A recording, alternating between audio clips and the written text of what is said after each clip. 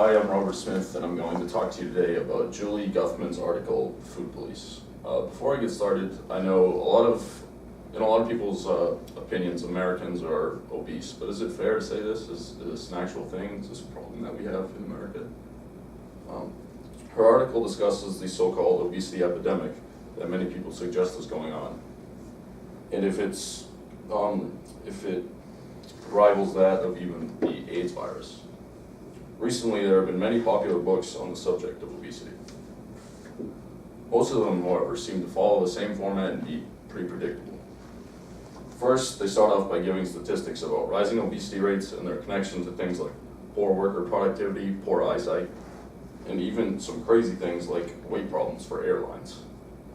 I mean, I don't know about you guys, but if that causes weight problems for airplanes, then I do not feel safe on an airplane.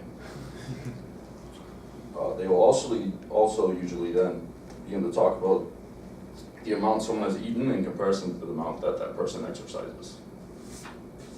Most authors will also point to things such as watching TV, supermarket product placement, and long car rides as causes for this epidemic. One author, who Julie Guthman talks about throughout the article, is Michael Pollan, in his book, The Omnivore's Dilemma, A Natural History of 4 Meals.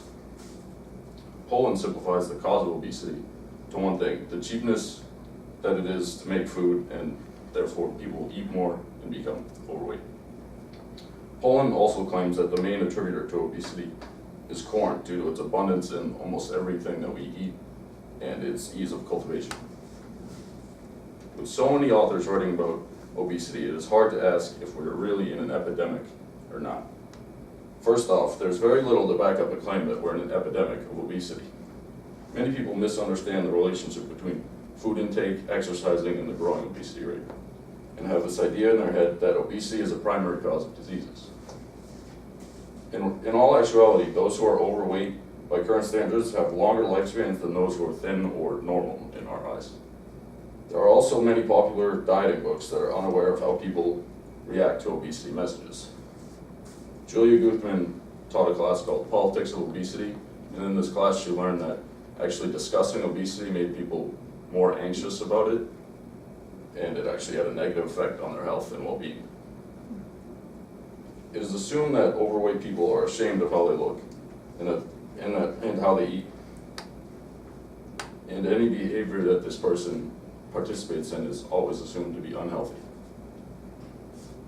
Yet thinner people can indulge in a number of unhealthy behaviors and they're never called out for it. So how can it be that many popular books are blaming obesity on the irresistibility of junk food, yet people remain thin, and these authors think that they have the right to tell you what to eat? All of these authors are not any type of food police, and anyone who thinks that they are is incorrect.